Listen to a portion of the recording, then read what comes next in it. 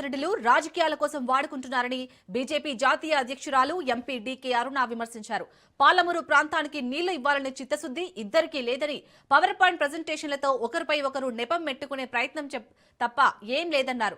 కేసీఆర్, రేవంత్ రెడ్డిలు ఇద్దరూ పాలమూరు ప్రజలకు నష్టం చేసిన వారిని మండిపడ్డారు.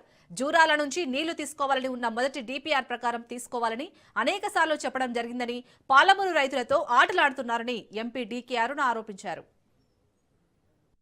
కూడా పాలమూరు జిల్లాను వాళ్ళ రాజకీయం కోసం వాడుకుంటున్నారు తప్ప పాలమూరు జిల్లా రైతులకు పాలమూరు రంగారెడ్డి ప్రాజెక్టు ద్వారా నీళ్లు ఇవ్వాలని, పాలమూరు రైతులను ఈ కరువుల నుంచి రక్షించాలని ఒక చిత్తశుద్ధి ఇద్దరికీ లేదు. గతంలో కేసీఆర్ గారు పవర్ పాయింట్ ప్రజెంటేషన్ చేసిండు. ఈ రోజు రేవంత్ రెడ్డి గారు పవర్ పాయింట్ ప్రజెంటేషన్ పార్లమెంట్ లో అసెంబ్లీలో అంటున్నారు.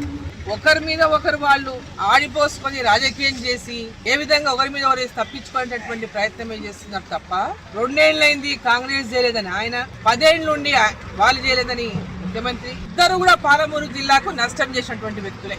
10 ఏళ్ళ నుండి కేసీఆర్ గారు పాలమూరు రంగారెడ్డి ప్రాజెక్టు పూర్తి చేయలేకపోయింది. వచ్చి 2 సంవత్సరాలైంది కాంగ్రెస్ ప్రభుత్వం అధికారంలోకి వచ్చి, ఇప్పటిదాకా పాలమూరు రంగారెడ్డి పూర్తి చేయలేదు.